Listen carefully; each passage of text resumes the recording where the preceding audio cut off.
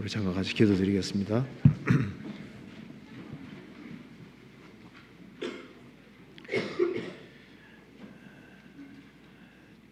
저희를 사랑하시는 자비로우신 우리 아버지 하나님, 저희들을 구원해 주신 그 크신 은혜와 사랑을 인하여 진심으로 감사를 드립니다. 소망 없는 저희들에게 소망을 주시고 또 이 험악한 세상 속에 하나님의 은혜와 사랑과 도우심 속에 살게 해주신 것을 진심으로 감사합니다. 오늘 이 시간 주 성령께서 우리 가운데 두루 역사해 주시고 하나님의 말씀으로 우리 영혼을 밝혀주시고 또 마음속에 있는 여러 가지 의문들을 제해 주시고 우리의 행보를 말씀 위에 굳게 세워 주옵소서. 하나님의 말씀으로 우리 영혼을 환하게 비춰주시고 우리 영혼을 새롭게 만들어 주시옵소서. 전국적으로 많은 집회가 있습니다. 집회가 있는 곳마다 주님께서 일일이 함께해 주시고 주의 역사와 능력을 나타내 주옵소서. 그리고 세계적으로 선교가 되는 그 모든 발걸음에 주님이 함께해 주시고 이 귀한 복음이 더 널리 전파될 수 있도록 역사해 주시고 도와주시옵소서. 오늘 이 시간 우리에게 필요한 말씀을 허락해 주시고 또 주의 크신 은혜와 사랑을 깨달아 알 수 있도록 도와주시옵소서. 주 예수 그리스도 이름으로 기도하옵나이다. 아멘. 우리 성경 욥기 3장을 찾으시겠습니다. 욥기 3장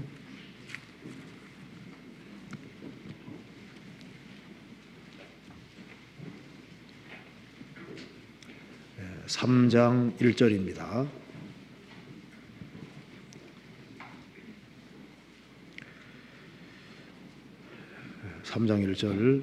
그 후에 욥이 입을 열어 자기의 생리를 저주하니라.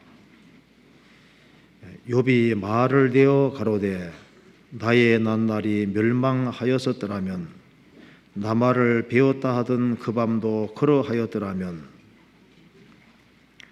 8절입니다. 나를 저주하는 자 곧 큰 악어를 격동시키기에 익숙한 자가 그 밤을 저주하였었더라면. 11절 어찌하여 내가 태에서 죽어나오지 아니하였던가. 어찌하여 내 어미가 낳을 때 내가 숨지지 아니하였던가. 어찌하여 무릎이 나를 받았던가. 어찌하여 유방이 나로 빨게 하였던가. 그렇지 아니하였던들 이제는 내가 평안히 누워서 자고 쉬었을 것이니. 20절 보시겠습니다. 어찌하여 곤고한 자에게 빛을 주셨으며 마음이 본내한 자에게 생명을 주셨는고. 23절입니다. 하나님에게 둘러싸여 길이 아득한 사람에게 어찌하여 빛을 주셨는고. 나는 먹기 전에 탄식이 나며 나의 앓는 소리는 물이 쏟아지는 것 같구나. 나의 두려워하는 그것이 내게 임하고 나의 무서워하는 그것이 내 몸에 미쳤구나. 평강도 없고 안온도 없고 안식도 없고 고난만 임하였구나. 7절을 같이 읽어보겠습니다. 나를 저주하는 자 곧 8절 같이 읽읍시다. 같이 읽겠습니다. 나를 저주하는 자 곧 큰 악어를 격동시키기에 익숙한 자가 그 밤을 저주하였었더라면. 거기까지입니다. 반갑습니다. 오늘 이 욥기 3장 7절 말씀을 같이 한번 생각을 해보겠습니다. 우리가 잘 아는 대로 욥은 아주 경건한 신앙인이었습니다. 그 당대 하나님을 가장 잘 섬기는 사람이었습니다. 그런데 어느 날 자기의 전 재산이 한꺼번에 다 날아갔습니다. 그리고 애지중지 키웠던 10명의 자녀가 한꺼번에 한날에 다 죽게 됩니다.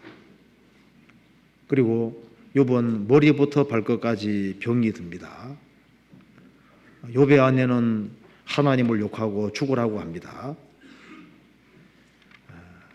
그래서 욥은 인생에서 가장 비참한 일을 당하게 된 겁니다. 그래서 욥이 이제 고통 가운데 이제 자기의 생리를 저주하게 됩니다. 3장 1절에 그 후에 욥이 입을 열어 자기의 생리를 저주하니라. 무슨 말입니까? 내가 태어나지 않았으면 이 꼴을 안 볼 텐데 그 말이잖아요. 그러니까 이 말은 욥만 한 것이 아니라 예레미야 20장 보면 예레미야도 자기 생리를 저주했다고 나오지 않습니까? 그러니까 너무 인생이 고통스러울 때 내가 차라리 안 태어났으면 좋을 뻔했는데 이제 그 말을 하게 되는 겁니다. 욥은 우리가 인간적으로 생각하면 좀 그럴 만도 하죠. 재산이 다 날아간 것을 뿐 아니라 항상 함께 있던 10명의 자녀가 다 죽은 겁니다. 거기다가 몸 전체가 병들었고 가장 가까운 아내까지 욕하고 죽으라고 합니다. 욥이 가장 높이 있다가 가장 아래 떨어진 겁니다. 그래서 내가 이런 꼴 저런 꼴을 보는 것보다는 차라리 안 태어났으면 좋았을 텐데 이제 이렇게 말을 하는 겁니다. 그러면서 8절에 나를 저주하는 자 곧 큰 악어를 격동시키기에 익숙한 자가 그 밤을 저주하였었더라면, 그러니까 여기에 나를 저주하는 자, 이게 히브리 원어에도 복수로 되어 있고 영역본에도 복수로 되어 있습니다. 그러니까 나를 저주하는 자들 이렇게 되어 있습니다. 자들 곧 큰 악어를 격동시키기에 익숙한 자들이 그 밤을 저주하였었더라면, 그는 자기의 탄생을 저주해 주기를 바라는 겁니다. 그래서 누구든지 자기 탄생하는 날을 저주해서 자기가 아예 지구상에 안 태어났다면은 누가 저주해도 좋다, 이제 그런 뜻입니다. 그래서 자기가 탄생하는 날 자체가 아예 없었다면은 내가 이런 꼴 저런 꼴을 안 볼 텐데 그런 뜻입니다. 그래서 나를 저주하는 자들을 복수로 되어 있습니다. 그래서 이게 마귀가 자기의 나를 저주하든지 아니면은 다른 어떤 무엇이든지 할 때 저주하는 자가 저주해서 그 나를 없애기만 하면은 참 좋았겠다, 이렇게 말하고 있습니다. 그래서 물론 푸념을 늘어놓고 있는 겁니다. 그런데 이 말 속에 일면 이제 생각해 볼 것이 들어 있는 겁니다. 여기 욥이 너무나도 큰 고통 속에서 나를 저주하는 자들이 차라리 있었으면 좋겠다 그러지 않습니까? 내가 태어난 나를 저주하는 자가 있으면 좋겠다. 이 말씀 속에 일면 상당한 진리가 또 들어있는 거예요. 실제로 태어나는 날 자체를 저주하는 자들이 있잖아요.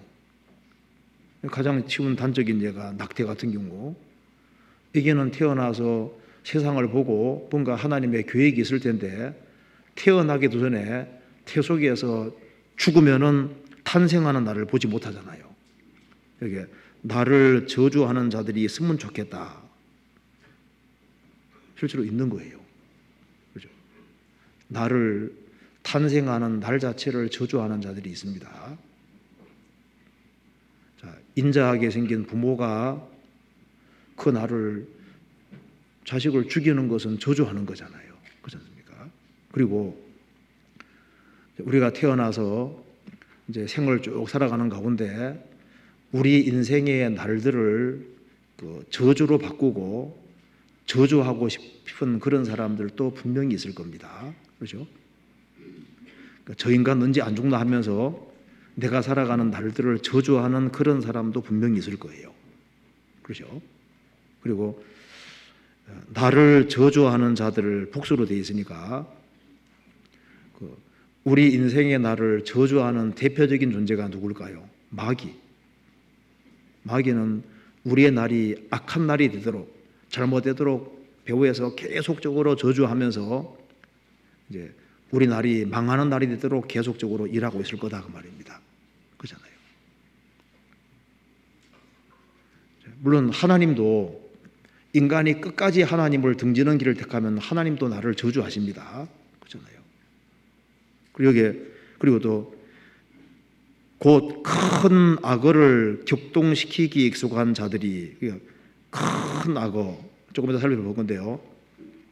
그 원어에도 리오야단으로 되어 있는데 여기 이제 우리나라 성경에 악어라고도 번역하고 용이라고도 번역하고 리오야단이라고도 번역했다 나옵니다. 이게 리오야단입니다. 용을 가리키는 겁니다. 큰 악어를 격동시키기에 익숙한 자가 그 밤을 저주하였었더라면, 욥 당시에 용이 있었던 것 같아요. 그래서 이 바다를 이렇게 배들이 항해하는데 용을 만나는 날은 거의 죽는 날입니다. 그날은 완전히 망하는 날입니다. 용이 한번 용트림 하고 이제 배를 뒤집으면은 거의 죽지 않습니까? 그래서 이게 이제 또 다시 예를 들면서 인생이라는 바다 속에 가끔 이렇게 용이 나타나서 그 배들을 전복시키고 큰 갑작스러운 어떤 재난 같은 것을 주는 이제 그런 일이 있는 것을 예를 들면서 큰 악어를 격동시키기 익숙한 자가 그 밤을 저주하였었더라면, 그러니까 내가 태어나는 날을 막고 내가 지구상에 안 태어나게 했으면 좋았을 것이다, 이렇게 얘기를 하고 있습니다. 그런데 욥은 자기 생일 자체가 없어지기를 바라고 자기가 지금 인생 산 것을 굉장히 아주 후회스럽게 생각을 하고 내가 왜 이런 꼴을 보려고 세상에 태어났을까, 이런 한탄 속에 있습니다. 그런데 나를 저주하는 자들이 있다면 나를 축복하는 자들도 있지 않겠어요? 그렇잖아요. 우리도 가만 돌이켜보면은 우리가 잘 되기를 정말 바라봤던 사람들도 많이 있습니다. 그렇잖아요. 뭐 당장 우리 부모도 마찬가지고 우리 구원받은 식구들, 이런 사람들은 우리가 잘 되기를 바랐을 거 아니에요. 그런데 정말 우리가 잘 되기를 바란 분이 있는데 그분이 바로 하나님이신 겁니다. 욥은 이 날이 없어지기를 바랐는데 사실 하나님이 축복해 주고 계셨잖아요. 그렇잖아요. 사실 날은 중립적이라고 할 수 있습니다. 그 사람이 하나님 앞에서 어떤 태도를 취하고 살아가느냐에 따라서 그 험악한 날이 오히려 축복일 수도 있고 평탄한 날이 오히려 화가 될 수도 있는 거예요. 그렇잖아요. 욥은 끝까지 신앙을 지키고 하나님 앞에서 인내했기 때문에 그 험악한 모든 날들이 전부 다 영원한 축복이었던 겁니다. 그리고 이 교회도 여기 이제 저주하는 자가 있다는 것처럼요, 교회를 또 저주하는 사람도 있을 수 있습니다. 또 교회를 축복하는 사람들도 있는 겁니다. 그리고 이제 우리가 조금만 이제 넓게 보면은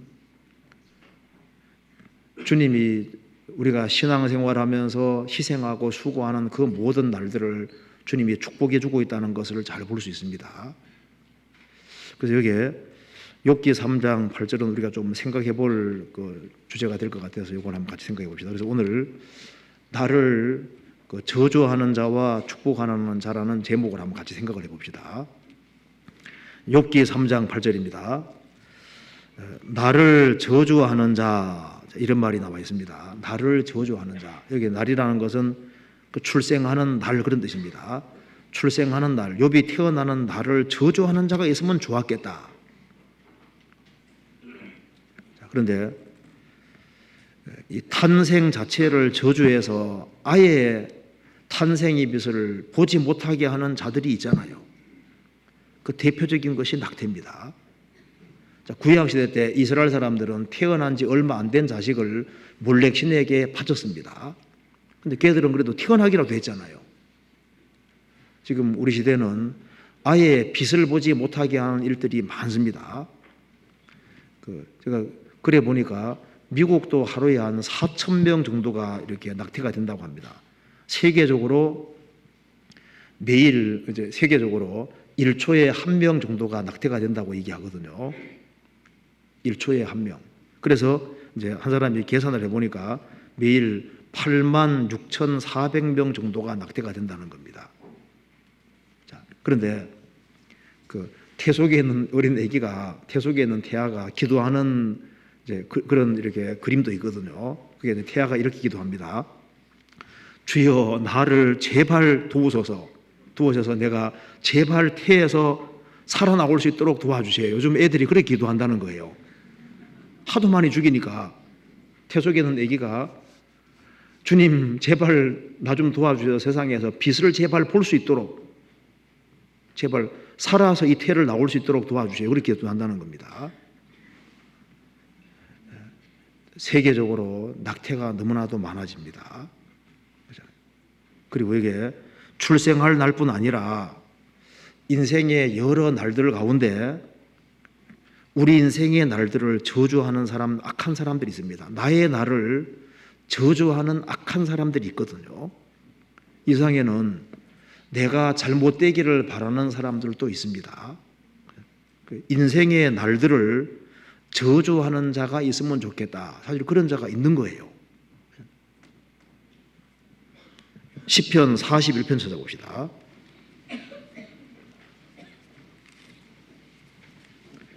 41편 5절입니다.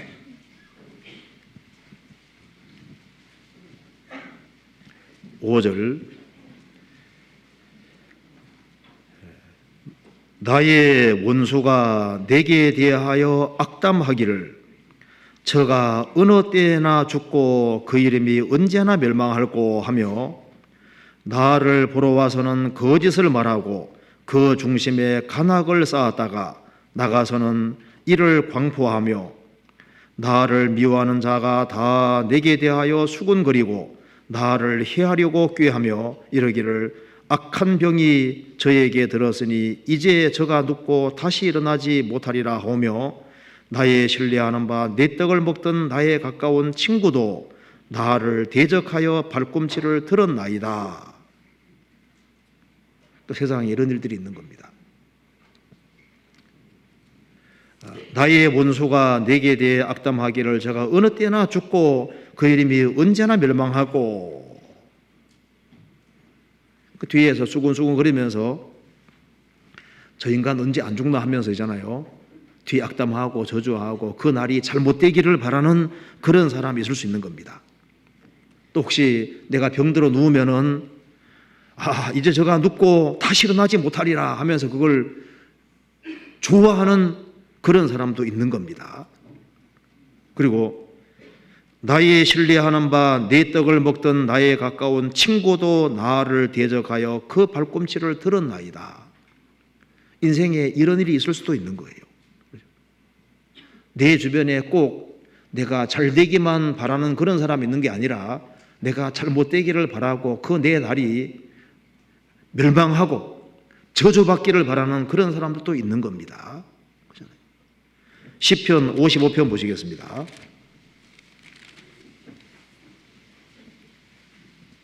(12절)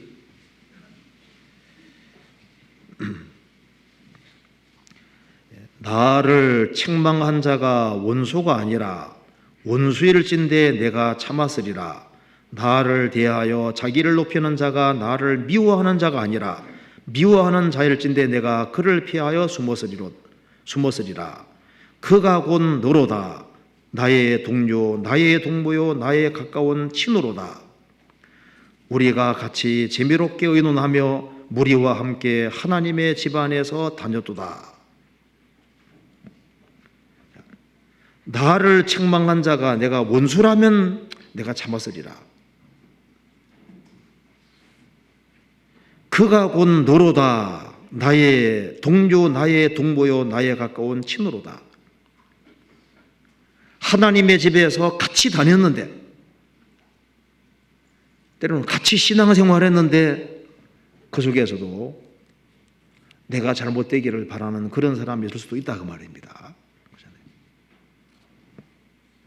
성경 말씀하기를 너희는 인생을 의지하지 마라. 그의 호흡은 코에 있나니 수에 칠 가치가 어디 있느냐. 인생을 너무 기대지 마라고 했습니다.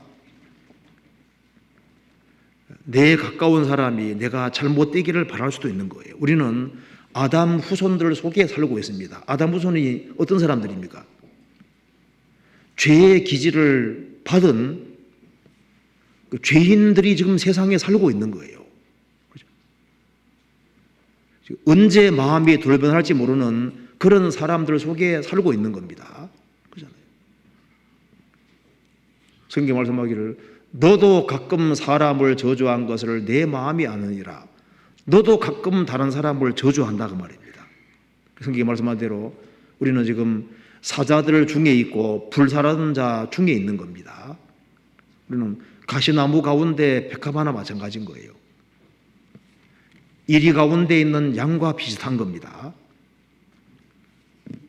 그래서 특별히 우리가 크리스찬이 되고 나면은 이 크리스찬인 것을 못마땅히 하면서 내가 크리스찬으로 살아가는 것이 그게 못마땅해서 내가 망하는 꼴을 보기를 원하는, 내가 잘못되기를 원하는 그런 사람들이 있을 수 있는 겁니다. 나를 저주하는 사람들이 있을 수 있는 거예요.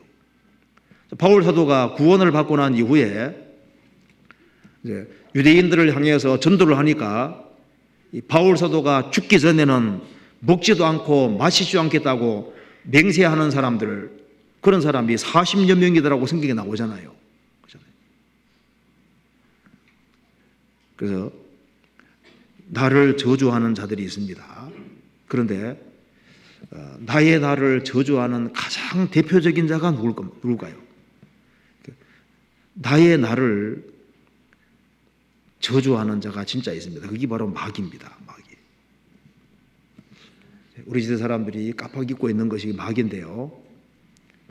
내가 태어날 때부터, 한 인간이 태어날 때부터 마귀는 배후에서 작업을 해서 나의 날이 잘못되기를 바라고 그 작업을 배후에서 계속 하는데 일생 동안 내 뒤를 따라다니면서 나를 저주하는 자가 있는 겁니다. 내 인생의 나를 망치려고 뒤따르는 자가 있는데 그게 바로 마귀인 거예요.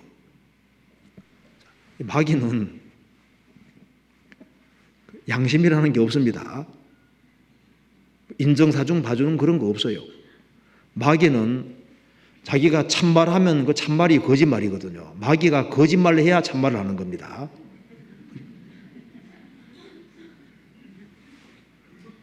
사람이 이렇게 사람을 벼랑에서 확 밀어서 떨어뜨려 죽이면은 사람은 가책이라도 받잖아요. 마귀는 이렇게 떨어뜨려 죽이면요 쾌재를 부르지 가책이라는 게 없어요. 그래서 내 배후에서 지속적으로 나를 넘어뜨리기 위해서 배후에서 작업을 계속하는 그런 자가 있는 겁니다. 나를 저주하는 자가 배후에 있는데 그것도 항상 저주하는 자가 배후에 있는 겁니다. 내가 크리스찬이 되고 난 이후에는 더더욱 배후에 따라다니면서 나의 날이 저주로 바뀌도록 작업하는 마귀가 있는 거예요. 그래서 어릴 때부터 마귀가 계속 작업을 하고 있습니다. 나를 저주하는 자가 있잖아요. 그래서 마귀는 사람을 넘어뜨리고 그 나를 저주하기 위해서 많은 함정과 덫들을 만들어 온 겁니다. 쥐덫만 하더라도 6,000개가 넘는다 그러잖아요. 쥐를 잡는데 덫이 한 6,000개 이상이면요 아담에레로 인간이 얼마나 많이 태어났는데 인간을 넘어뜨리기 위해서 마귀가 이 덫을 많이 만들어 놓고 함정을 아주 많이 만들어 놨습니다. 그래서 그걸 어릴 때부터 작업을 하는 겁니다. 우리 날들이 저주받도록 작업을 해오고 있습니다. 그래서 마귀는 세상에 많은 종교들을 만들어 놨잖아요. 종교라는 덫들을 많이 만들어 놨습니다. 그래서 이 잘못된 종교에 심취하도록. 그리고 세상엔 종교도 많고 사상도 그렇게 많잖아요. 이 복잡한 사상, 다양한 사상들도 많이 만들어 놨는데요. 그런 덫에 걸려가지고 사상 공부를 많이 한다 할지라도 그것이 내 인생 문제 풀어주는 것이 아니잖아요. 그죠? 사상도 참 많고, 그리고 마귀가 덫도 많이 만들어 놨습니다. 우리 시대에 쾌락의 덫이 너무 많잖아요. 요즘 많은 사람들이 내일 죽을 터이니 먹고 마시자. 인생 철학이 내일 죽을 터이니 먹고 마시자. 흥청망청 되는 겁니다. 그런 사람 많잖아요. 육신의 정욕, 안목의 정욕, 이상의 자랑 이런 것을 많이 만들어 놨습니다. 그리고 웬 스포츠 종류가 그렇게 많고 오락 종류가 그렇게 많으죠. 그리고 세상에는 교회도 아주 많잖아요. 많은데 마귀도 교회들을 많이 만들어 놨습니다. 교회가 다 참교회면 얼마나 좋겠습니까? 초대교회 당시에도 거짓된 교회들이 많이 생겨났는데 지금은 말할 것도 없습니다. 그리고 구원과 관련해서도 마귀가 덫을 많이 만들어 놨습니다. 꼭 거듭날 필요는 없어. 그냥 교회 열심히 다니면 되는 거야. 어떻게 사람이 구원받은 거 알 수 있냐? 그냥 열심히 믿고 살면 되는 거야. 사람이 죽음 건너가서 최종적으로 하나님 판단하는 것이지 사람이 살아서는 구원 확신을 확신할 수 있는 것이 아니다. 꼭 거듭나야 된다. 그렇게 말하는 데는 이상한 데다. 이렇게 하면서 있잖아요. 마귀가 덫을 많이 만들어 놓습니다. 또 구원받고 난 이후에도 구원받아도 마귀가 덫을 많이 설치하잖아요. 너 혼자 그냥 죄지지 말고 혼자 신앙생활 해. 혼자. 꼭 거추장스럽게 꼭 교회에 연결되는 거 그렇게 안 해도 돼. 덫을 많이 만들어 놓습니다. 이 마귀가 울무를 가지고 있는 거예요. 성경 한번 찾아봅시다. 디모데전서 3장입니다.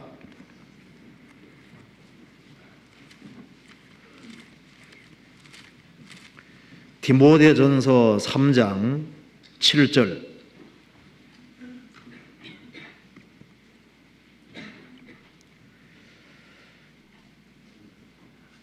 또한 외인에게서도 선한 증거를 얻은 자라 할지니 비방과 마귀의 울무에 빠질까 염려하라. 여기 보면은 마귀의 울무에 빠질까 염려하라. 마귀의 울무가 있다 그러죠. 그러니까 이게 마귀의 울무란 말이 성경에 왜 나왔냐 하면은 마귀가 울무를 많이 가지고 있는 거예요.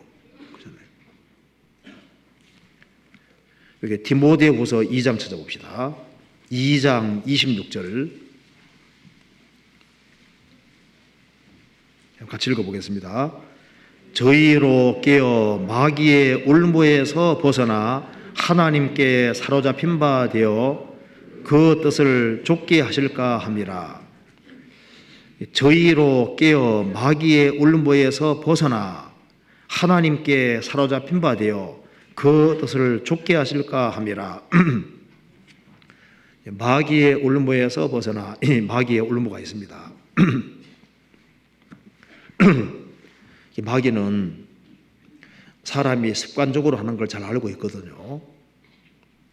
넘어서기 위해서 별별 덫을 많이 가지고 있는 거예요. 우리가 지금까지 구원받고 신앙생활을 지금 한다는 것 자체가 사실은 기적에 속하는 겁니다.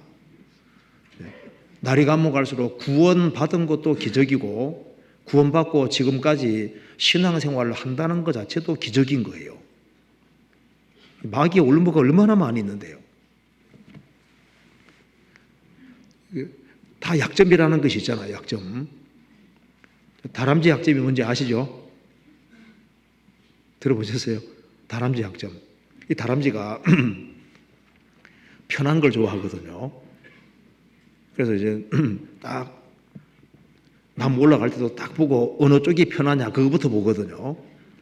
그래서 이 나무가 있으면 그 옆에다 가지 하나 이렇게 막대기 하나 딱 세워놓으면요. 딱 보면은 어느 쪽이 편하겠어요? 수직으로 올라가는 게 편하겠어요? 막대기 걸쳐놓으면 그걸로 올라가기 편하겠죠? 그러니까 이제 편한 쪽으로 가는 경향이 있으니까 거기에다 얼음물 딱 걸어놓으면 보통 걸리거든요. 그러니까 이제 이 사람, 이제 짐승들도 약점이 있고 다 사람 약점이 있는데 마귀가 딱 보고 자, 어디를 치고 들어가야만 넘어질지를 마귀가 계속 관찰하고 있는 거예요. 삼손은 들릴라 울음부에 걸렸잖아요. 그 이성에 딱 걸린 겁니다. 솔로몬도 그 지혜로운 사람이 여자들에게, 이방 여인들에게 미혹이 되어버렸습니다. 솔로몬 같은 지혜로운 사람도 그 이성에 딱 걸렸잖아요. 다윗도 그 이성이라는 울음에 걸렸었습니다. 가나주다는 예수님을 3년 반 동안 따라다녔지만 돈 울음에 걸렸잖아요. 그 사울은 명예라는 울음에 걸린 겁니다. 다윗의 죽인 자는 만만이요 사울의 죽인 자는 천천이라고 했습니다. 그때부터 딱 다윗을 주목하였더라. 그래서 인생 내리막길이 되잖아요. 그 명예라는 것이 뭐라고? 명예 때문에 사울은 이게 내리막길을 걷게 되는 겁니다. 사울의 죽인 자는 천천히요 다윗의 죽인 자는 만만이라, 그 말에 주목할 필요가 없어요. 그렇죠? 그래서 그럼 다윗이 얻을 것이 왕위밖에 더 있겠냐 하면서 다윗을 주목하였더라. 이제 그로부터 이제 그 다음부터는 다윗을 죽이려고 하니까 인생이 아주 이게 복잡하게 되고 내리막길을 걷게 되잖아요. 요즘 술 종류도 많지요. 우리나라 술 많이 마십니다. 술이라는 울음부에 걸린 사람도 많고, 그래서 제가 이 지방에 내려가니까 지방에서 한 분 만났는데요. 우리나라의 구치소에 근무하시는 분인데 사람 죽인 사람들 이렇게 가둬놓는데 그 보면 거의 다 술 때문에 죽인답니다. 그 살인을 저지르고 들어온 사람들은 공통적인 것이 거의 다 제정신이 아니라 다 술 먹고 그냥 그렇게 한 거랍니다. 술 먹고. 자, 그러니까 이제 사람 배후에 나의 나를 저주하는 자들이 있는 거예요. 마귀가 배후에 있습니다. 성경 누가복음 22장 찾아보시겠습니다. 누가복음 22장 31절 31절 시몬아 시몬아 보라 사단이 밀 까부러듯 하려고 너희를 청구하였으나 그러나 내가 너를 위하여 내 믿음이 떨어지지 않기를 기도하였노니 너는 돌이킨 후에 내 형제를 굳게 하라. 자, 시몬 베드로에게 하신 말씀입니다. 시몬아 시몬아 보라 사단이 밀 까부러듯 하려고 너희를 청구하였다. 넘어뜨리려고 하는 겁니다.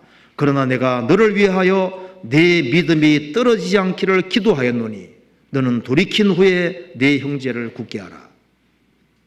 마귀가 예수님을 가장 가까이 따르는 이 시몬 베드로도 넘어뜨리려고 했습니다. 그리고 이제 마귀가 우리 인생을 망치게 하기 위해서, 우리 나라를 저주하기 위해서 조금씩이라는 무기로 공격을 해옵니다. 조금은 괜찮아. 조금은 괜찮아. 하나는 괜찮아. 술 한 잔은 괜찮아. 담배 한 까치는 괜찮아. 하나는 괜찮아. 이렇게 가지고 이제 하나 받아들이게 하면 이제 그다음에 이제 하나 받아들였으니까 이제 둘 받아들이고, 그래서 이제 쫙 엮어서 나중에 큰 것까지 받아들이게 만드는 겁니다. 이 카툰 이제 이렇게 만화 있지 않습니까? 만화에 그 재밌는 게 하나 있는데요. 그 캐티라는 여자가 다이어트를 하느라고 씨름을 하고 있습니다. 그런데 이제 이렇게 합니다. 나는 차를 몰고 다니나 식료품 가게에는 가까이 가지 말아야지. 그거 가서 캔디 사 먹을 수도 있으니까, 과자 사 먹을 수도 있으니까. 그 다음에 이제 조금 시간 지나가니까 나는 식료품 가게 옆을 지나갈 것이나 들어가지는 말아야지. 조금 더 시간 지나니까 나는 식료품 가게에는 들어갈 것이나 캔디를 파는 창 쪽으로는 가지 말아야지. 그 다음에 이제 조금 더 시간 지나가니까 나는 캔디는 볼 것이나 집지는 말아야지. 또 시간 더 지나가니까 나는 캔디를 집을 것이나 사지는 말아야지. 그 다음에는 나는 사기는 사겠지만은 열어보지는 말아야지. 그 다음에 이제 열어는 볼 것이나 냄새는 맡지 말아야지. 그 다음에 냄새는 맡더라도 맛보지는 말아야지. 맛보기는 해도 먹지는 말아야지. 그 다음에 에라 모르겠다 먹자. 그래 봐요. 쪼꼬미 봐요. 조금 해가지고 나중에 결국에는 넘어뜨리잖아요. 먹게 만들잖아요. 마귀도 참 거의 그런 식입니다. 그 아우구스티누스가 이런 얘기했습니다. 이런 얘기했거든요. 어떤 사람이 말합니다. 야, 마귀가 파리는 아무래도 마귀가 만든 것 같아. 똥파리잖아요, 파리. 그 인간 자꾸 괴롭히는 이 마귀, 이건 아무래도 생각해 보니까 이건 파리는 마귀가 만든 것 같아. 그러니까 이제 또 다른 사람이 이제 가비를 그렇게 말하니까 우리 생각해 보니까 정말 그런 것 같네. 인간을 그렇게 귀찮게 굴고 괴롭히고 밥 먹을 때마다 밥상에 올라오는 이 파리, 아무래도 마귀가 만든 것 같아. 그러면 파리를 마귀가 만들었으면 벌레들은 전부 다 마귀가 만들었겠네. 그렇지. 파리를 만들었으면 다른 곤충들을 다 마귀가 만들었겠지. 그래, 맞아, 그런 것 같아. 그러면은 그 곤충을 파리 같은 거 잡아먹는지 않습니까? 새들도 아무리 봐도 그 새들도 마귀가 만든 것 같아. 그런 것 같아. 그러면 모든 새들은 다 마귀가 만들었겠네? 그렇겠네. 그러면은 동물들도 다 마귀가 만들었겠네. 뭐 그런 것 같아. 그러면 이 죄 많은 사람도 아무리 봐도 마귀가 만든 것 같아. 그런 것 같아. 그럼 우주는 누가 만든 것 같아? 우주 아무래도 보니까 마귀가 만든 것 같아. 그러니까 파리 한 마리 때문에 하나가 잘못되면 줄줄줄 해가지고 이상하게 돼버리잖아요. 하나만 잘못된 걸 딱 받아들이면은 그 다음에 줄줄이 타고 다른 것이 들어옵니다. 그러니까 성경에서 말씀하기를 포도원을 허는 작은 여우를 잡으라 그랬잖아요. 잡으라고. 또 성경 욥기 다시 한번 봅시다. 3장에 욥기 3장 8절에 여기 이제 8절에 나를 저주하는 자 그리고 곧 큰 악어를 격동시키기에 익숙한 자가 그 밤을 저주하였더라면 여기 이제 큰 악어가 나옵니다. 그러니까 큰 악어를 격동시키기에 익숙한 자가 그러니까 이제 항해하다가 리워야단 용을 만나면은 그날이 죽는 날이 되잖아요. 용은 아주 그 당시에 가장 강했습니다. 아마 용이 있었던 것 같아요. 여기 이제 이것을 이해하기 위해서 큰 악어를 격동시키기에 큰 악어가 뭔지 봅시다. 여기에 욥기 찾아봅시다. 그 뒤에 41장 보시겠습니다. 욥기 41장 12절입니다. 12절 내가 악어의 지체와 큰 힘과 훌륭한 구조에 대하여 잠잠치 아니리라. 그럼 여기 이제 악어라고 되어 있는 동일한 악어입니다. 근데 이 악어가 성경에서 용이라고도 번역해 놨습니다. 이거 잠깐 적고 찾아봅시다. 이사야 27장 1절입니다. 27장 1절 그날에 여호와께서 그 견고하고 크고 강한 칼로 날랜 뱀 리워야단 원어대로 썼습니다. 곧 꼬불꼬불한 뱀 리워야단을 벌하시며 바다에 있는 용을 죽이시리라. 용 3번 밑에 뭐라고 했습니까? 악어를 이렇게 되어 있죠. 이거 없는 성경도 있죠. 그러니까 이런 성경이 좋은 거예요. 밑에 나나주가 있는 거. 그러니까 용 해놓고 밑에다가 3번 악어를. 그러니까 우리나라 성경에 이걸 용을 악어라고도 번역해놓고 리워야단 원문대로 써주게 됐다 그 말입니다. 그러니까 이제 악어, 리워야단 양 똑같은 얘기인데요. 그 에스겔서에 나와 있는 악어는 보통 우리가 지금 현재 보는 악어들이고 나머지는 거의 리워야단 용을 가리키는 겁니다. 자, 그래서 이제 욥기 다시 봅시다. 이건 이제 리워야단 용인데 한번 봅시다. 욥기 41장.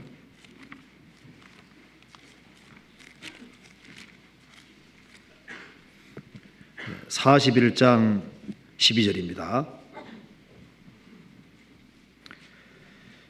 내가 악어 리워야단 용입니다. 내가 악어의 지체와 큰 힘과 훌륭한 구조에 대하여 잠잠치 아니하리라.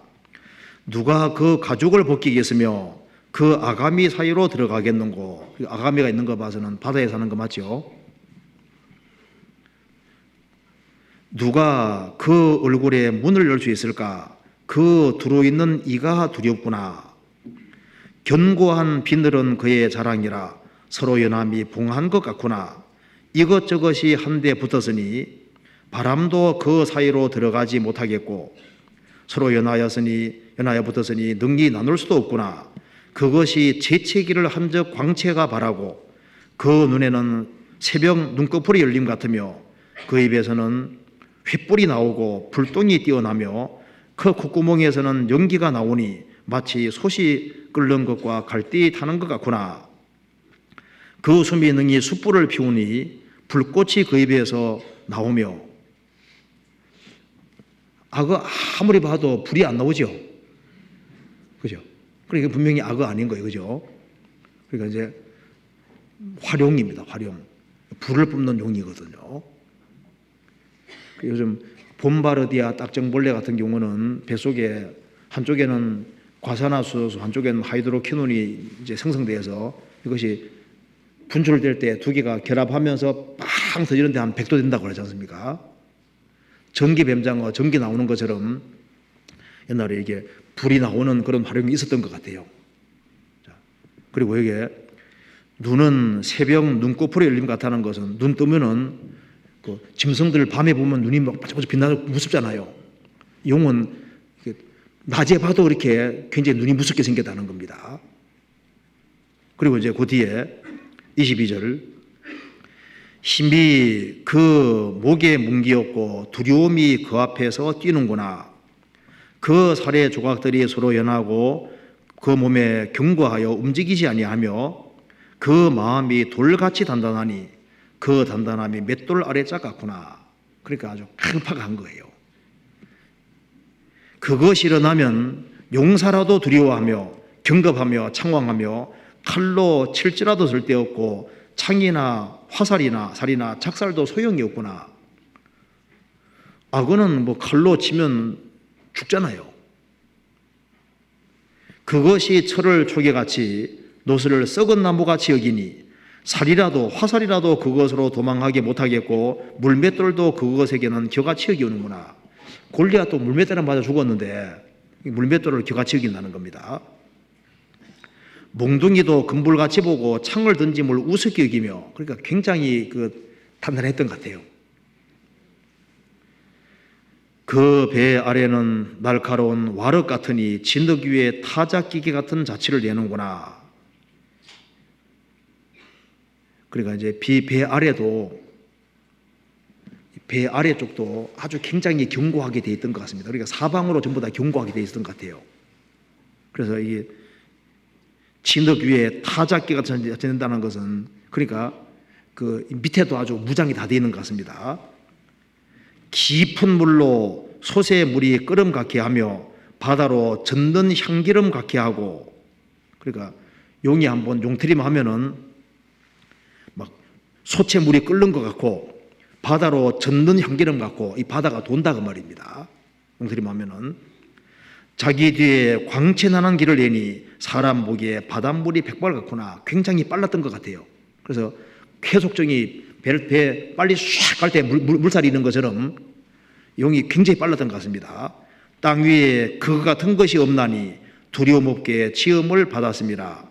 모든 높은 곳을 낮게 보고 모든 교만한 것에 왕이 되느니라. 욥 당시에는 용이 있었던 것 같습니다. 그래서 지금은 용이 사라졌지만은 동양에도 용에 대한 얘기가 많잖아요. 서양도 용에 대한 얘기가 많은데요. 서양은 다 용하고 다 싸우는 얘기거든요. 동양은 용을 좀 숭배하는 식으로 되어 있잖아요. 그러니까 이 당시에 용이 있었던 것 같습니다. 그래서 용이 아주 엄청 강했는데 바다를 항해하다가 용을 만나면 어떻게 될까요? 용이 만나서 용트림을 하고 그다음에 공격하고 하면 어떻게 될까요? 그러면 거의 이제 죽는 날이 되는 거예요. 배가 부서진 날이 되는 겁니다. 그래서 욥이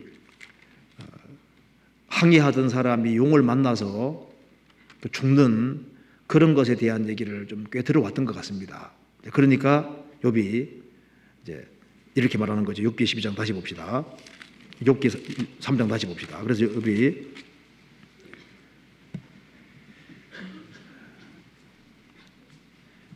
나를 저주하는 자 곧 큰 악어를 격동시키기에 익숙한 자가 그 밤을 저주하였었더라면, 그러니까 악어가 바다에 나타나서 배를 전복시키고 사람들을 갑자기 죽게 만드는 것처럼 그런 일들이 내게 있었으면 좋았겠다. 그러니까 아예 안 태어났으면 좋겠다. 이 세상의 빛을 안 봤으면 좋겠다. 이렇게 말하고 있는 겁니다. 그래서 요한계시록 12장에 보면은 큰 용이 내어 쫓기니 옛뱀 곧 마귀라고도 하고 사다니로 하는 온 천하를 꾀하는 자라 되죠. 큰 용이 내어 쫓기니 곧 옛뱀 곧 마귀라고도 하고 사단이라고 하는 온 천하를 꾀하는 자라 이렇게 표현되어 있습니다. 그러니까 하나님께서 이 마귀를 상징적으로 설명해 주기 위해서 용을 만들어 놓은 것 같습니다. 그래서 마귀의 특징을 알려면 간단하죠. 큰 용이 내어 쫓기니 옛뱀, 창세기 3장의 옛뱀, 그게 바로 마귀 모습인 겁니다.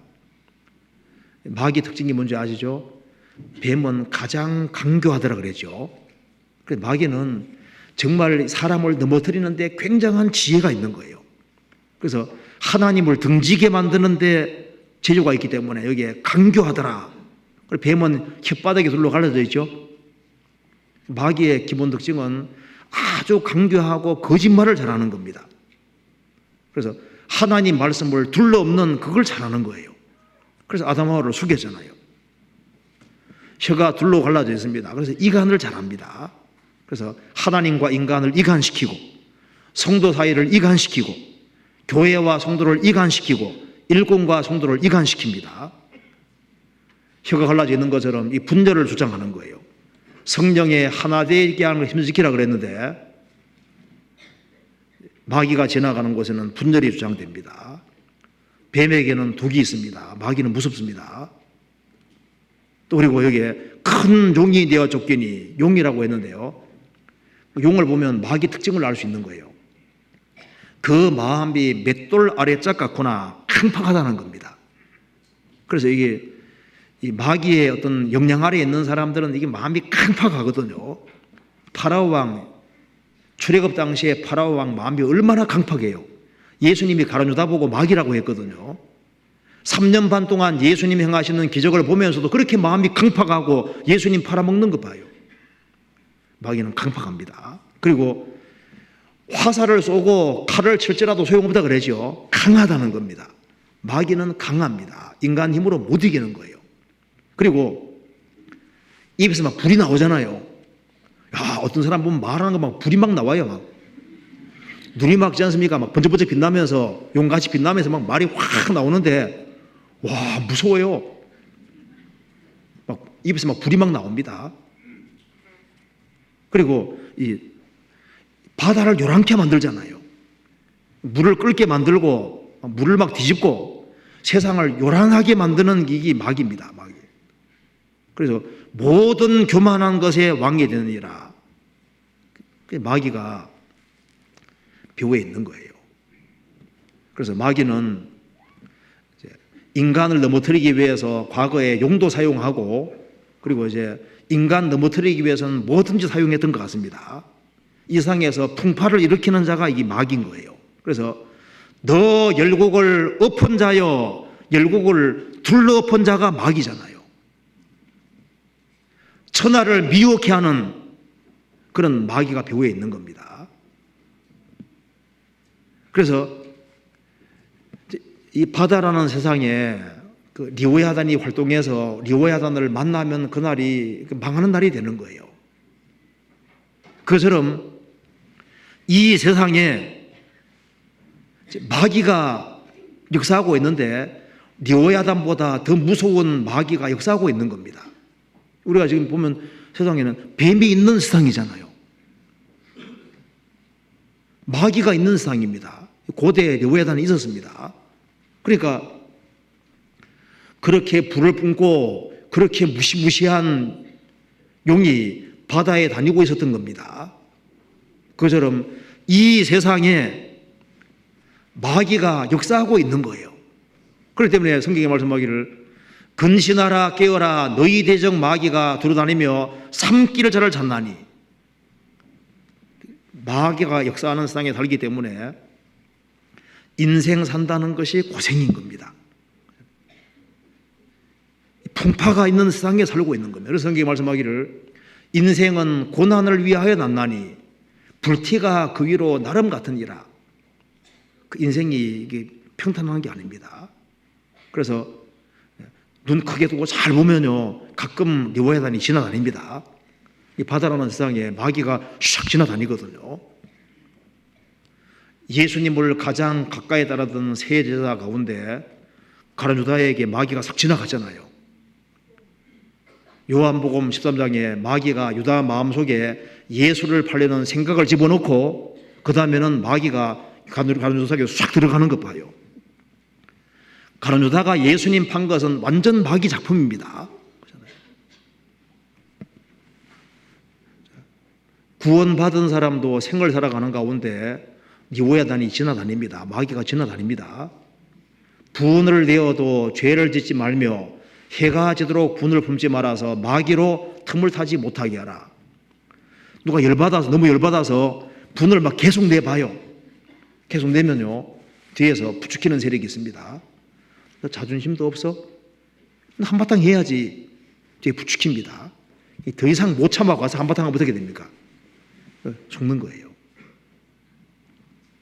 분을 내어도 죄를 짓지 말며 해가 지도록 분을 품지 말아서 마귀로 틈을 타지 못하게 하라. 이 분을 지속적으로 가지고 있으면은 잘못하면 마귀가 싹 지나갑니다. 성경에 너희 염려를 다 주께 맡겨버리라. 이는 주께서 너희를 공고하심이라. 그러면서 근신하라 깨어라 너희 대적 마귀가 이렇게 나오잖아요. 이제 염려에 빠져 있으면은 마귀가 보거든요. 염려에 빠져 있으면 마귀가 맹공격을 퍼부어서 하늘이 무너진 것처럼 아주 심각하게 만든다니까요. 경제적으로 큰 어려움 같은 게 생겨도 마음만 조금 낮춰보면 나보다 어려운 사람들은 항상 있는 거예요. 그렇잖아요. 마귀는 사람을 심각하게 만듭니다. 그리고 구원받은 사람들 마음속에 혹시라도 원망이 있고 불평 같은 걸 가져보면요, 그 마귀가 지나다니기 좋은 곳이 바로 그곳인 거예요. 불평하는 마음이 있는 사람들, 불만 있는 마음 있는 사람들, 그런 사람들을 배후에 마귀가 지나다니기 쉬운 겁니다. 그래서 이스라엘이 출애굽을 해서 길이 안 좋으니까 하나님께 불평하고 원망했을 때 그때 뱀이 물었잖아요. 그때 뱀이 지나가서 물은 겁니다. 그러니까 마귀가 막 다니고 있어요.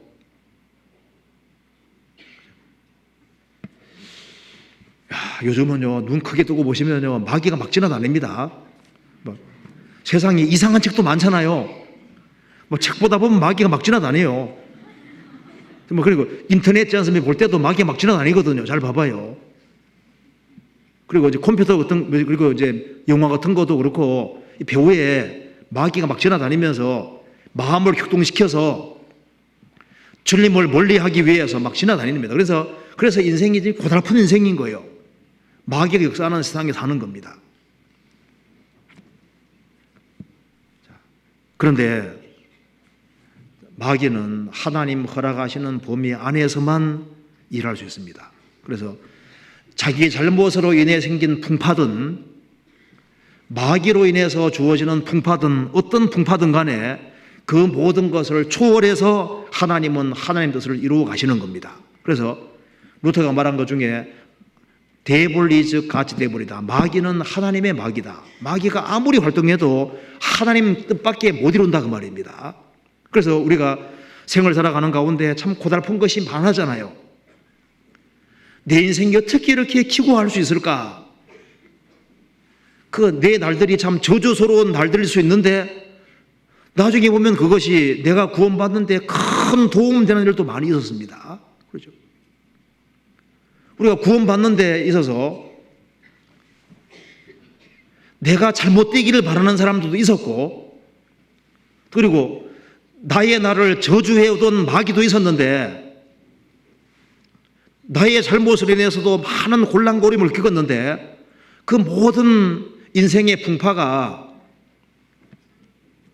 주님께 나오는데 좋은 계기가 된 경우도 있었던 겁니다. 그렇잖아요. 우리 만사가 잘 돼 갔으면 주님께 안 왔을 수도 있습니다.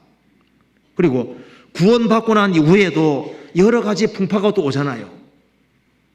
구원받은 사람 중에 왜 내 인생은 이 모양일까? 왜 내 인생은 다른 구원받은 식구들하고 너무 다를까? 왜 나는 험악한 광야가 왜 계속될까? 나는 왜 하는 일마다 안 될까? 그 파도의 파도가 계속 밀려옵니다. 그런데 돌이켜보면은 그 모든 것이 꼭 화는 아니었던 거예요. 그 속에서도 많은 것이 또 비워지기도 합니다. 가정에서 남편 문제도 생기고 자식 문제도 생기고 사업 문제도 생기고 파도가 연이어서 밀려옵니다. 이제 문제 하나가 해결되는가 싶으면 또 다른 문제가 또 올라오는 거예요. 그런데 돌이켜보면은 에베네셀을 도움의 돌이 계속 있어 왔던 겁니다. 그렇잖아요. 우리 교회도 이렇게 성장해 오는 과정에서 풍파가 많이 있었습니다. 마귀가 우리 교회를 넘어뜨리려고 사실 작업도 많이 했습니다. 그런데 주님의 도우심 속에서 많은 파도들을 이겨나오면서 지금까지 여기에 살아있고 또 건재하게 있고 복음이 세계적으로 전해지고 있는 겁니다. 우리 교회도 돌이켜보면은 에베네셀을 도움의 돌이 있습니다. 하나님이 여기까지 도우셨다는 뜻이죠. 여기까지 도우셨다. 지금까지 도와오셨습니다. 나를 저주하는 자들이 있는 것처럼 인생의 개개인의 인생을 저주하는 사람이 있는가 하면은 교회 자체를 저주하는 자가 있을 수도 있는 거예요. 성경에 말씀하기를 야곱에 대해서 말하면서 야곱을 저주하는 자는 저주받고 야곱 축복하는 자는 축복받는다 그랬죠.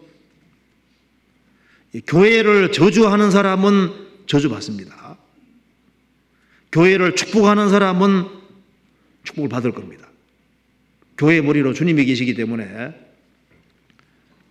교회를 저주하는 사람은 곧 주님을 저주하는 것과 똑같은 거예요.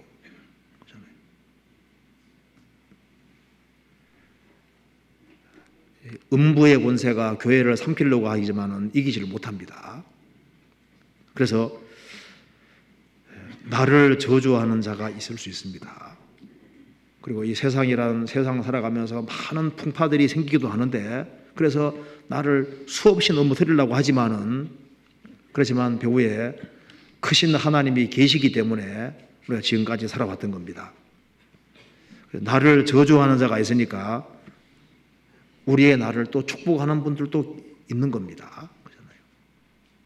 그렇잖아요. 당장 얼른 생각해도 부모는 자기 자녀가 잘 되기를 정말 바라고 부모만큼 자식을 축복하는 사람은 없을 겁니다. 그렇죠? 내가 태어나서 지금까지 살아온 가운데 끊임없이 나의 날들이 축복이 되기를 기도하면서 소원해 왔던 분들이 있는데 그 자기 부모입니다. 그래서 정말 구원받은 부모라면은 주님, 우리 자녀를 주님 손에 부탁합니다. 정말 주님이 우리 자녀를 축복해 주시고 주님 앞에 귀하게 쓰임받게 해달라고 계속 기도하지 않겠습니까? 그리고 내가 구원받는데 많은 사람이 도와왔습니다. 그리고 내가 정말 잘 되기를 바라는 사람들이 있습니다. 정말 구원받은 사람들은 구원받은 사람이 다 잘 되기를 바라고 있지 않습니까? 그리고 교회가 잘 되기를 정말 바라는 사람들이 있습니다. 그래서 우리의 날들을 축복하는 많은 사람들이 있기 때문에 우리가 여기 있는 겁니다. 그런데 우리가 잘 되기를 정말 바라고 우리의 날들이 축복이 되기를 정말 바라는 분이 누굴까요? 하나님이신 겁니다. 욥은 말하기를 내가 태어난 날이 없었으면 좋겠다.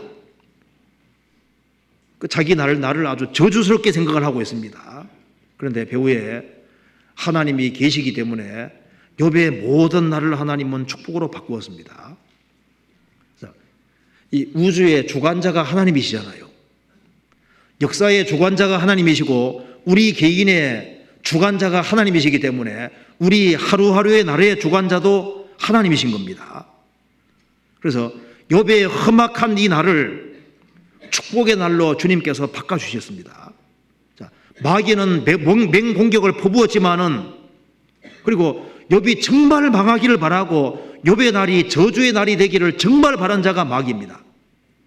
그런데 하나님은 욥을 축복해 주셨습니다. 욥은 인내심 가지고 끝까지 견디는 것 봐요. 그래서 그 날들을 하나님께서 영원한 축복의 날로 바꾸었습니다. 욥은 자기 날을 저주스럽게 생각했습니다.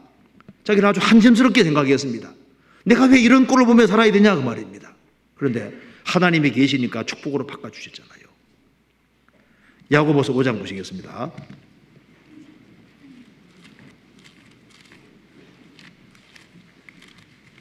야고보서 5장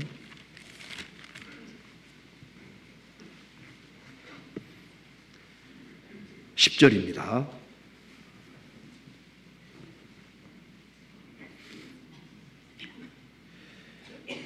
형제들아 주의 이름으로 말한 선지자들로 고난과 오래 참음의 본을 삼으라. 그 다음 읽겠습니다. 보라 인내하는 자를 우리가 복되다 하나니 너희가 욥의 인내를 들었고 주께서 주신 결말을 보았거니와 주는 가장 자비하시고 긍휼히 여기시는 자신이라. 보라 인내하는 자를 우리가 복되다 하나니 너희가 욥의 인내를 들었고 주께서 주신 결말을 보았거니와 주는 가장 자비하시고 긍휼히 여기시는 자신이라. 우리가 저주스럽게 생각하는 날을 축복의 날로 바꾸시는 분이 배후에 계시는 거예요. 인생을 컨트롤하고 계시는 분이 계시는 겁니다. 예수님이 이 세상에 태어나실 때 예수님의 탄생의 날을 저주의 날로 바꾸려는 마귀가 있었습니다. 구약 역사는 예수님이 탄생하지 못하게 막는 마귀 역사잖아요. 예수님은 기어코 탄생했습니다. 예수님이 탄생하는 것을 못 막으니까 이제 헤롯 대왕을 들어서 베들레헴 영아들을 죽이면서 예수님을 죽이려고 했잖아요. 그런데 그것도 성공하지 못했습니다. 자, 마귀는 예수님의 날을 저주로 바꾸려고 끊임없이 노력했습니다. 그래서 예수님 당시에 유대 종교가들을 이용해서 예수님의 날들을 저주로 바꾸려고 했습니다. 성공 못했잖아요. 이제 예수님을 십자가에 못을 박음으로써 마귀는 자기가 이겨보려고 했던 겁니다.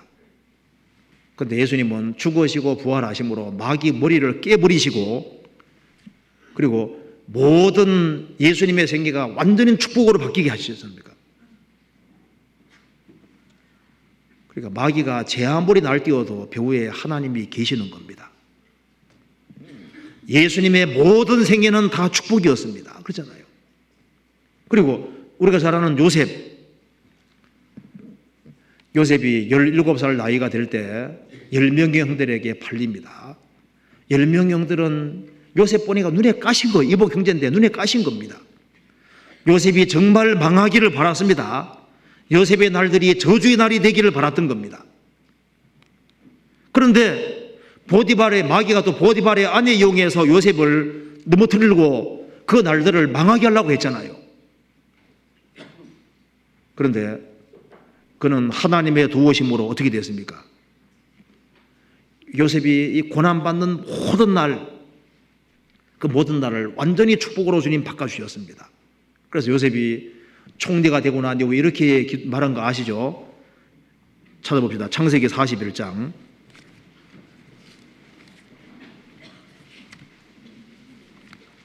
창세기 41장.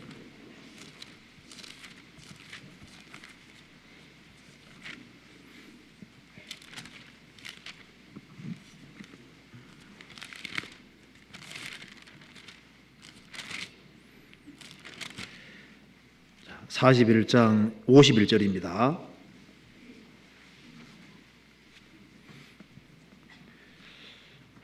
요셉이 그 장자의 이름을 므낫세라 하였으니 하나님이 나로 나의 모든 고난과 나의 아비의 온 집 일을 잊어버리게 하셨다 하며 차자의 이름을 에브라임이라 하였으니 하나님이 나로 나의 수고한 땅에서 창성하게 하셨다 하였더라. 이건 간증입니다.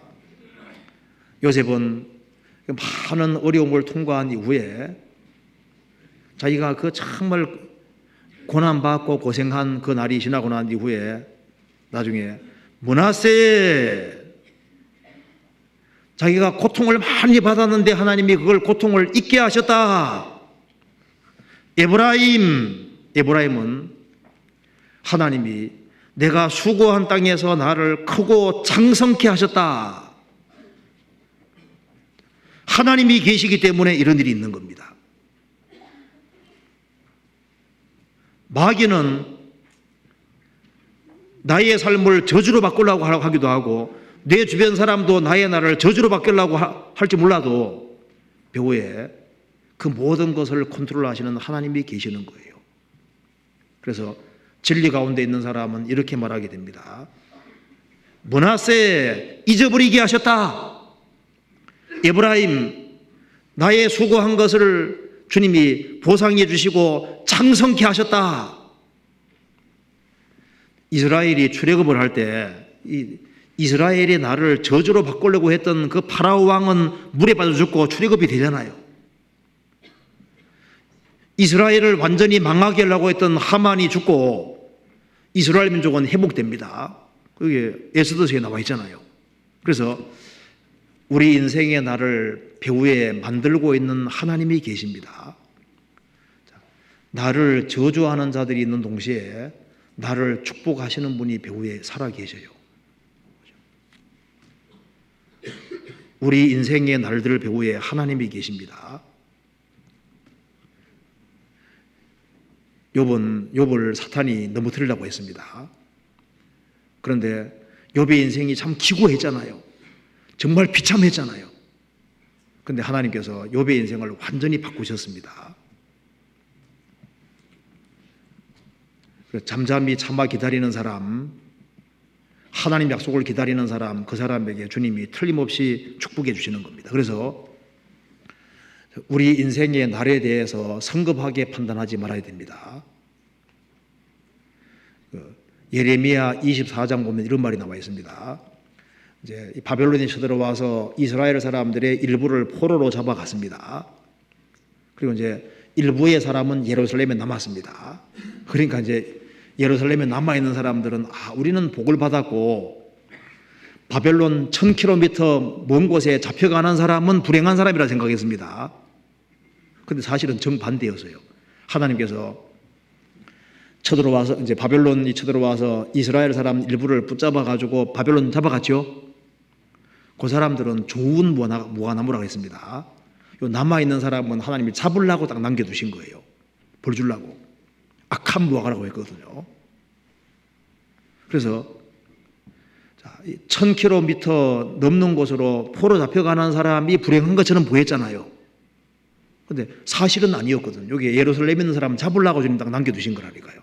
그러니까 우리 인생에 대해서 성급하게 판단하는 것은 금물입니다. 그러니까 우리 하루하루 날은 사실은 중립적입니다. 우리 하루하루 날은 마귀가 역사할 수도 있고 성령 역사하기도 하죠. 인생도 역사하고 하루하루 속에 많은 상황 변수들이 있는 겁니다. 그러니까 그 날이 저주가 될 거냐 축복이 될 거냐, 그것은 우리 태도에 달려 있는 겁니다. 우리의 날이 축복이 될 수도 있고 저주가 될 수 있는데 어떻게 하면 축복이 되느냐? 욥처럼 진리에 서는 겁니다. 그래서 욥은 하나님 앞에서 정직했습니다. 우리의 날이 정말 축복이 되기를 원한다면은 이 하루 삶 속에서 정직해야 됩니다. 성경 찾아봅시다. 시편 15편 찾아봅시다.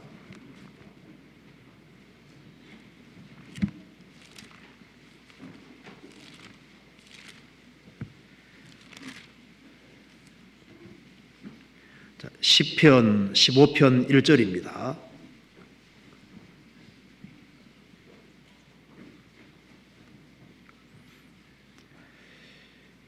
여호와여, 주의 장막에 유할 자 누구오며 주의 성산에 거할 자 누구오리까? 정직하게 행하며 공의를 일삼으며 그 마음에 진실을 말하며. 자, 하나님 앞에 설 수 있는 사람, 하나님의 성산에 거할 수 있는 사람, 하나님과 교제가 될 수 있는 사람, 하나님의 축복을 받을 수 있는 사람이 누구냐? 첫 번째 조건이 정직하여. 욥이 그토록 어려운 상황 속에서도 왜 축복을 받았냐면은 욥기 1장에 말하기를 욥은 순전하고 정직하다고 했습니다. 순전하고 정직하고 악에서 떠난 자라, 이렇게 돼 있잖아요. 하나님이 다윗을 평가할 때도 가장 핵심이 뭡니까? 다윗은 우리야의 햇사람 우리야의 일 외에는 일평생에 여호와 보시기에 정직히 행하고. 그래요. 하나님 앞에 정직하다는 것은 아주 중요한 게 되는 겁니다.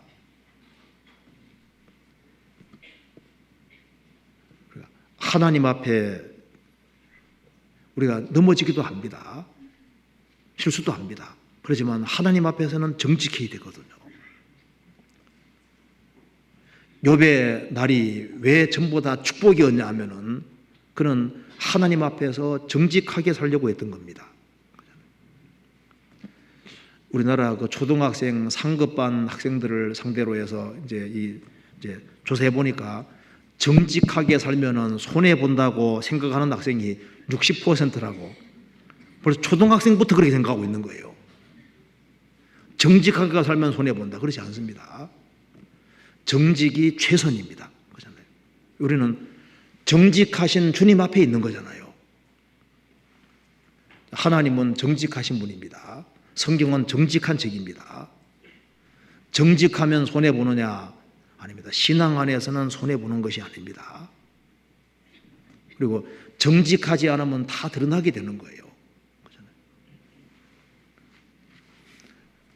이제 어떤 학교에서 이제 4명의 학생이 수업을 이렇게 이제 제끼고 이제 드라이브를 하고 나가서 실컷 놀다가 학교에 돌아왔습니다. 그러면서 선생님에게 핑계 대기를 자동차 펑크 나가지고 이제 학교에 늦었다고 이렇게 거짓말을 했습니다.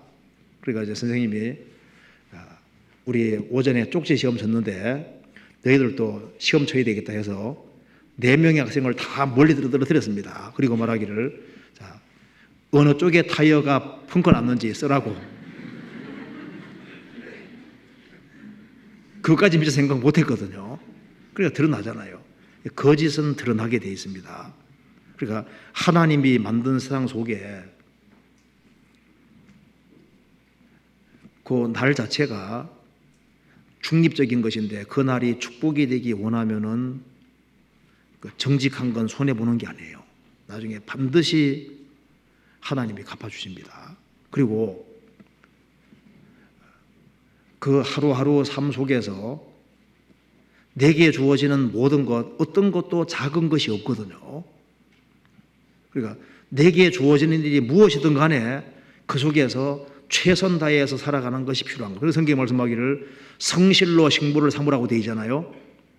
정직하게 그리고 성실하게 자기 위치에서 자기 할 수 있는 것을 최선 다해서 하는 겁니다.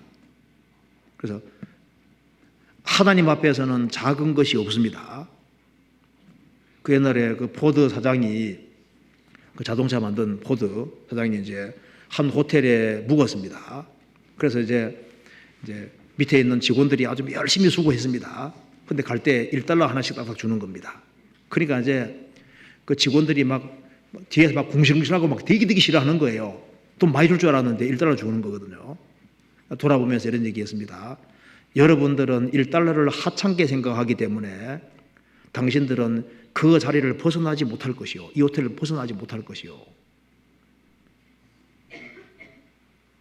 작은 것이라고 해서 무시하는 사람, 내가 이런 거 하려고 태어났냐고 생각하면서 작은 것을 무시하는 사람, 그 사람은 크게 될 수 없습니다. 성경 말씀하기를 항상 지극히 작은 것에 충성된 자는 큰 것에도 충성된다고 하셨습니다. 스가랴 사장에도 작은 내의 날이라고 멸시하는 자가 누구냐? 솔로몬 성전은 거창했습니다. 컸습니다. 스룹바벨 성전은 아주 초라했거든요. 그래서 조그마한 성전이 지어진다고 해서 멸시하는 자들이 누구냐? 솔로몬 성전이나 스룹바벨 성전이나 귀하기는 마찬가지였던 거예요. 그래서 작은 걸 작게 생각하지 말고 자기 위치에서 최선 다하는 겁니다. 왜? 배후에 하나님이 계시기 때문입니다. 그리고 정말 요번 왜 축복받았냐 하면은 그러면서도 푸념을 들어놓으면서도 끝까지 믿음을 지키고 인내하잖아요. 보라, 인내하는 자를 우리가 복되다 하나니 너희가 욥의 인내를 들었고 죽게 해주시는 결말을 들었다. 너희에게 인내가 필요하면 하나님의 뜻을 행한 후에 약속을 받기 위함이라. 하나님의 약속을 정말 받기를 원하는 사람은 참고 견딜 줄 알아야 됩니다. 제가 여기 수원교회 있지 않습니까? 수원교회 있는데 우리 모임할 때 이런 얘기 좀 하거든요. 정말 하나님 앞에 복 받고 싶으냐? 하나님을 정말 경험하고 싶으냐? 그럼 성경에 하나님을 인내의 하나님이라고 했으니까 정말 복 받기 원하면은 참고 견디는 거 그거 잘해야 된다. 그거 모르면은 참고 견디는 걸 못하면은 하나님은 경험하지 못한다 그 말입니다. 우리 시대에 인스턴트를 워낙 좋아하는 시대가 돼서 즉흥적인 걸 좋아하지 꾸준한 것 자체가 없거든요. 하나님은 인내의 하나님이십니다. 성경 보시면은 이게 쉽게 읽힙니까? 안 읽히죠. 이게 얼마나 인내를 요합니까?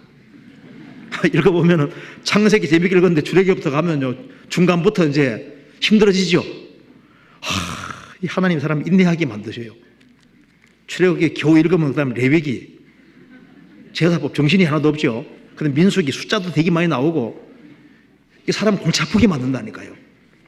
하나님은 이게 인내를 배우지 아니하면 성경도 못 배우게 되어 있고 하나님 못 보게 되어 있는 겁니다. 그래서 우리 이런 얘기 했었거든요. 누가 설교하러 와서 지루하게 하면요 잘 됐다 생각하고 인내 좀 배우자 하고 그런 마음 가지고 지루한 걸 잘 참아내는 사람이 그 사람이 신앙생활 잘할 수 있거든요. 지루한 걸 못 참으면요 신앙은 못 배웁니다. 감정적인 걸 좋아하고 이런 사람은요 신앙은 못 배워요. 지루한 걸 잘 참아낼 수 있는 사람 보셔야 다 이게 정말 신앙을 잘 배울 수 있거든요. 그래서 주님은 거의 이제 끝쪽이 역사를 하시니까 가능하면요 모임 나오면 끝날 때까지 안 움직이는 게 잘하는 거거든요. 왜? 주님이 거의 뒷부분의 역사를 많이 해주시거든요. 야, 너는 정말 잘 참고 견디는구나. 그런 사람에게 좋은 걸 주시는 거예요. 그래서 우리가 이제 살아가는 가운데 어려움이 주어집니다. 주어지는데 어떤 어려움이 주어진다 할지라도 원칙을 항상 원칙을 지켜야 되는 거, 원칙을. 시편 한번 찾아봅시다. 73편에 시편 73편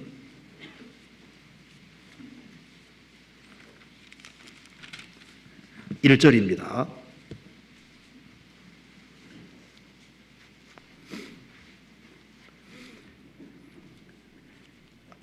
하나님이 참으로 이스라엘 중 마음이 정결한 자에게 선을 행하시나, 이건 절대 원칙입니다. 하나님은 하나님이시기 때문에, 하나님은 선하신 분이기 때문에 마음이 정결한 자에게 정말 선을 행하시는 분인 겁니다. 그런데 눈에 보이는 상황은 악한 자가 훨씬 더 잘 돼가고, 시편 기자는 매일 얻어터지고 어려움을 당했습니다. 13절, 내가 내 마음을 정의하며 내 손을 씻어 무지하다 한 것이 실로 되도다. 나는 종리를 재앙을 당하며 아침마다 칭책을 보아도다. 하는 일마다 안 되고 어려움에 어려움이 계속되는 겁니다. 그래도 시편 기자는 1절을 끝까지 고수했기 때문에 하나님의 축복을 경험할 수 있었습니다. 하나님은 참으로, 지금도 마찬가지예요. 지금도 참으로 마음이 정결한 자에게 선을 행하십니다. 이건 절대 원칙이고 틀림없는 거예요. 그래서 나중에 돌이켜보면은 하나님이 맞았던 겁니다. 하나님이 축복해 주셨던 거예요. 어떤 사람이 이런 얘기했습니다. 인생을 요리라고 하면은 요리상은 거기다가 막 이것저것 집어넣지 않습니까? 우리 봤을 때 별로 맛이 없는 것처럼 보이는데 막 집어넣거든요. 나중에 요리가 탁 되면 정말 맛있는 요리를 만들어내잖아요. 우리 인생을 요리라고 하면은 인생 속에 하나님이 이것저것을 집어넣는다 그 말입니다. 나중에 보면 우리가 진리 가운데 걷는 한에는 다 필요했던 겁니다. 하나님을 사랑하는 자, 곧 그 뜻대로 부르심을 입은 자들에게는 모든 것이 합력하여 선을 이루느니라. 온갖 종류의 양념에 들어가서 훌륭한 요리가 되는 것처럼 우리 인생도 주님이 이것저것을 다 집어넣는 거예요. 그래서 세월 지나 보면은 정말 필요했던 겁니다. 그래서 어떤 경우에도 속지 말아야 됩니다. 내가 아무리 어렵게 된다 할지라도, 에서는 정신이 없는 사람입니다. 왜? 내가 죽게 되었으니 이 장자의 명분이 내게 무엇을 유익하리요? 죽게 되어도 장자 명분은 팔면 안 되는 겁니다. 그렇잖아요? 그러니까 어떤 경우에도 팔지 말아야 될 것이 있습니다. 그러니까 죽게 되어도 포기하지 말아야 될 것이 있거든요. 내가 죽게 되었으니 장자 명분이 무슨 필요가 있으리요? 아닙니다. 죽게 되어도 신앙생활하는 것은 포기할 수 없는 겁니다.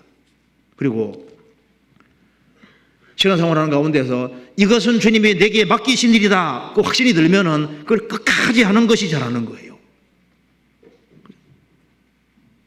신앙생활은 확신 가지고 해야 됩니다. 내가 여기에 있는 게 주님 뜻이다 하면요, 그러면은 누가 뭐래도 있어야 되는 겁니다. 그렇잖아요? 우리는 지금 신앙생활을 하고 있는 겁니다. 그리고 주님이 맡기신 것이다 확신이 있으면은 그 속에서 죽도록 충성하고 최선을 다하는 거예요. 이 세상에서 과거에 리오에단이 활동했던 것처럼 이 세상에서도 지금 마귀가 활동하고 있습니다. 근데 이사야 27장에 바다의 용을 어떻게 한다고요? 바다의 용을 죽이시리라고 나와 있지 않습니까? 그것처럼 마귀는 이 세상에 지금 활동하고 있지만은 뭐잖아? 하나님께서 심판해서 어떻게 하는 겁니까? 꺼지지 않는 불못에 집어넣어 버려요. 그래서 잠시 후에 마귀는 없어집니다. 우리가 가끔 우리를 반성해 볼 필요가 있습니다. 반성해 보면은 내가 구원받은 때부터 지금까지 쭉 돌이켜 보면은 주님이 나에게 축복을 많이 해주셨다는 걸 알 수 있습니다. 정말 내 인생을 축복해 주기를 정말 바라는 분이 있는데 그분이 하나님이시잖아요. 우리가 인생에서 구원받은 날이 있었습니다. 구원받았다는 것이 뭡니까? 하나님이 내 인생을 축복해 주셨다는 증거인 거예요. 그리고 돌이켜보면 또 집안 식구들이 구원받은 사람은 집안 식구들이 구원받은 것이 하나님의 축복의 수단한 증거가 아니겠습니까? 주님은 우리가 돌이켜보면은 많이 축복해 주셨습니다. 그리고 이제 우리가 살아가는 가운데 어려움도 겪었습니다. 참, 그 성경에 보면 요셉도 참 고생 많이 하고 야곱도 고생 많이 했습니다. 그런데 그게 다 필요한 것이었어요. 우리 인생에서 우리가 이 고생도 있지만은 돌이켜보면은 필요했습니다. 바울 사도가 감옥에 들어갔기 때문에 옥중서신이 기록되잖아요. 존 번연이 감옥에 10년 이상 있었습니다. 전도하느라고. 전도 때문에 감옥에 갇혔습니다. 그런데 그것 때문에 철력 정책이 나오게 됐잖아요. 주님 뜻 가운데 있는 한에는 필요 없는 시간은 하나도 없었던 겁니다. 우리가 신앙생활을 바르게 하기로 결심한 날들을 주님이 축복해 주셨습니다. 나도 11조 생활을 해야지. 나도 건축헌금에 동참해야지. 그리고 해외 선교에 동참해야지. 돌이켜보면 주님이 그런 우리가 결심하는 그런 날들을 다 축복해 주셨습니다. 나도 선교하는 걸 지원하고 도와줘야지. 그럼 우리 선한 마음들을 주님이 축복해 주셨습니다. 그렇잖아요. 그러니까 주님은 우리 배후에서 우리를 도와주시고 축복해 주셨습니다. 여기 계신 분 중에도 가끔 수요일도 가끔 빠지기도 하고 주일 빠지기도 했잖아요. 그래도 주님께서는 내가 잘 되기를 바랐습니다. 그렇잖아요. 때로는 뒤에서 교회에 대해서 안 좋게 얘기할 수도 있습니다. 그렇잖아요. 그런 사람이 있을지도 몰라요. 그리고 교회를 판단했을 수도 있습니다. 그런데 하나님은 그 속에서도 참으시고 우리가 주님 보시기에 합당하지 않게 행한 것들이 있었을 겁니다. 그렇지만은 주님이 그래도 우리가 잘 되기를 바라셨잖아요. 그렇잖아요. 근데 또 하나 생각할 것은 이렇게 나를 저주하는 자라는 것이 꼭 마귀만 해당되는 건 아닙니다. 끝까지 하나님을 등지는 사람들, 이제 그런 사람은 하나님이 그 날들을 저주로 바꾸시는 거예요. 그리고 레위아단을 격동시키는 것처럼 하나님께서도 이 세상에 온갖 것들을 사용하셔서 저주받을 사람은 저주하십니다. 그분은 주권자잖아요. 자, 노아 홍수는 하나님이 오래 참으시던 분노가 폭발하는 저주의 날입니다. 7년 혼란 속에 들어가면은 하나님께서 이 지구상의 온갖 것을 동원해서 사람들에게 저주를 내리시잖아요. 저주를 받은 자들아, 나를 떠나 마귀와 그 사자들을 위하여 예비된 영영한 불에 들어가라. 이 세상에 제일 무서운 것은 하나님을 끝까지 등지는 겁니다. 그것만큼 무서운 건 없어요. 그래서 하나님을 등지고 사는 모든 사람은 그들이 편안하게 살았을지라도 사실은 전부 다 저주였습니다. 이 세상에서 형통하게 살은 모든 것이 저주였고 죽음 건너가면은 영원한 저주가 기다리고 있는 거예요. 그렇지 않습니까? 자, 그런데 이 성경에 보면은 놀라운 구절 하나가 있습니다. 요한계시록 21장 보시겠습니다. 요한계시록 21장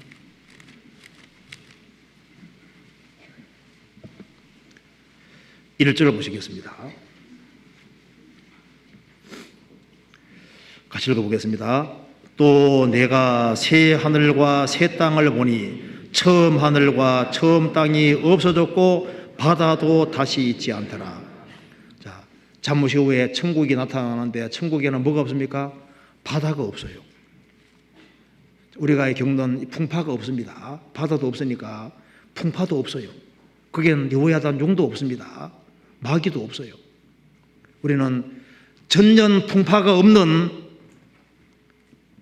슬픔이 없는, 풍파가 없는, 마귀가 없는 그런 세계 속에 들어갑니다. 정말 기쁨이 충만한 세계, 영원한 즐거움이 있는 그 세계, 하나님이 진선미가 되시니까 진선미로 충만한, 사랑이 충만한 그 세계 속에 들어갑니다. 여기 계신 분 중에도 야, 내 인생이 참 기구하다, 좀 험악하다, 내가 차라리 안 태어났으면 좋았을 텐데, 구원받은 사람 중에 이런 생각이 이렇게 생각하는 사람이 있다면은 그게 미숙한 생각입니다. 돌이켜보면은 욥이 가장 한탄스러워했던 그날이 가장 진하게 기록되어 있잖아요. 욥이 형통하게 하나님을 잘 섬길 때 그것이 기록되어 있는 게 아니라 욥이 가장 인생을 험악하게 보낼 때 그것이 가장 아주 자세하게 상세하게 기록되어 있습니다. 아주 금강석 철필로 아주 진하게 기록되어 있잖아요. 가장 크게 기록이 되고 있습니다. 그러니까 주님이 구원받은 사람의 나를 아십니다. 아무리 험악한 어려움 속에 있다 할지라도 그 나를 주장하시는 분은 하나님이십니다. 여호와께서 완전한 자의 나를 아시니 저희 기업은 영원하리로다. 주님께서 구원받고 신앙생활에 하는 사람의 나를 아십니다. 그리고 주님께서 내가 어려움을 당하고 있을지라도 그것이 신령한 축복이라는 걸 알아야 됩니다. 그리고 주님께서 우리 개인도 축복해 주시는 것처럼 교회도 주님이 축복해 주고 있습니다. 우리 교회가 이렇게 커지는 것이 우연 아닙니다. 주님이 우리 교회를 많이 축복해 주셨습니다. 우리가 무슨 재간으로 세계적으로 전도가 되는데 그게 어떻게 인간 힘으로 가능한 거예요? 어떻게 한 사람 한 사람이 구원받냐 그 말입니다. 구원받은 사람들이 한 마음과 한 뜻이 되어서 복음을 위해 살기 때문에 주님이 축복해 주고 있는 겁니다. 신명기 33장 보시겠습니다.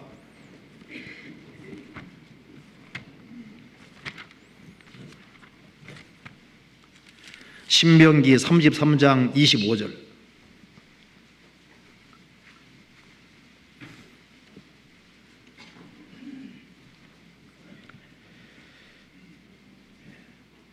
같이 읽겠습니다. 내 문 빗장은 철과 노시 될 것이니 내 사는 날을 따라서 능력이 있으리로다. 너의 문 빗장은 철과 노시 될 것이니 너는 신밌는 인생을 살게 될 것이다, 그런 뜻입니다. 내 사는 날을 따라서 너가 살아가는 날에 비례해서 능력이 있으리로다. 구원받은 사람이 진리 가운데 살아가면 진리 가운데 살아갈수록 주님이 더 크게 능력을 나타내시는 겁니다. 그래서 욥은 정말 인생이 고달플 때 천국에 생각할 겁니다. 내가 그때 더 찬송을 하고 그걸 더 기쁘게 받아들였으면 저 더 좋아하실 텐데 이렇게 후회할 거 아니에요. 내가 고달플 때 더 주님께 더 찬송할 걸, 그렇게 아마 후회도 할지 모르겠습니다. 자, 아담에게 한 날은, 범죄하는 그 날은 참 무서운 날이었잖아요. 정말 그 범죄하는 그 날이 저주의 날이었습니다. 그 아담 한 날 때문에, 그 한 날 범죄하는 그 날 때문에 인류가 망했잖아요. 예수님이 십자가에 죽으시는 한 날 때문에 전 인류가 살게 되는 겁니다. 그러니까 한 날이 그렇게 클 수 있는 거예요. 크리스찬의 한 날은 세상 사람의 날과 다릅니다. 크리스찬의 한 날은 어쩌면은 아주 무한한 가치를 가질 수 있는 날이 될 수 있는 거예요. 크리스찬의 한 날이 가장 수치스러운 날이 될 수도 있고 무한한 축복의 날이 될 수도 있는 겁니다. 우리가 어쩌면은 그리스도를 믿는 것 때문에 욕을 먹은 날이 이게 무한한 축복의 날이 될 수도 있는 거예요. 자, 인생 역전은 잠시 후 이루어집니다. 자, 욥이 자기 생기를 저주했잖아요. 그런데 욥기 38장에 하나님이 나타나셨습니다. 하나님이 나타나시니까 욥의 인생이 완전히 바뀌었잖아요. 인생 역전이 이루어집니다. 욥이 그렇게 고달팠는데 하나님 나타나시니까 확 뒤집어졌잖아요. 바꿔졌습니다. 그것처럼요, 우리 인생이 기구해도 주님이 오시면 어떻게 됩니까? 주님 오시면은 인생이 완전히 확 바꿔지는 거예요. 우리 결혼할 때 앞으로 가다가 뒤로 돌아가서 하면 어떻게 됩니까? 뒤에 있는 사람이 제일 앞에 되잖아요. 그러죠? 주님 오시면 확 뒤집어집니다. 4.5하고 5 얘기 들어보셨죠? 이제 어떤 마을에 숫자가 낮은 쪽은 항상 이렇게 높이는 그런 마을입니다. 그래서 4.5는 항상 5가 오면 항상 경배하고 이렇게 했었거든요. 근데 어느 날 4.5가 고개를 딱 들고 인사도 안 하고 가는 거예요. 5가 불렀습니다. 왜 인사 안 하냐? 나 점 뺐어. 갑자기 45가 돼버리는 거예요. 그렇죠. 우리 인생도 마찬가지입니다. 인생 살아가면서 주님 오시면 확 뒤집어집니다. 조금만 참으면 돼요. 조금만 참으면. 그래서 크리스찬만큼 부유한 사람 없습니다. 말라기 4장 5장에 3장 4장 보면 나오잖아요. 구원받지 아니한 사람은 발바닥 밑에 재라고 했습니다. 초계라고 했지 않습니까? 구원받은 사람은 보석이라고 했습니다. 인생이 완전히 바꿔지는 거예요. 그러니까 이게 고달픈 인생 속에서 산다 할지라도 그 날은 중립적인 것이기 때문에 내가 하나님 편에 서 있느냐 그거 생각하고 하나님 편에 서 있는 것이 확실하면은 이 고달픈 속에서도 내가 해야 될 것을 꾸준히 하는 겁니다. 꾸준히. 그렇게 하면 주님께서 그걸 보시고 참고 견디고 인내하는 사람, 그 사람을 주님께서 바꿔주시는 거예요. 같이 기도하시겠습니다.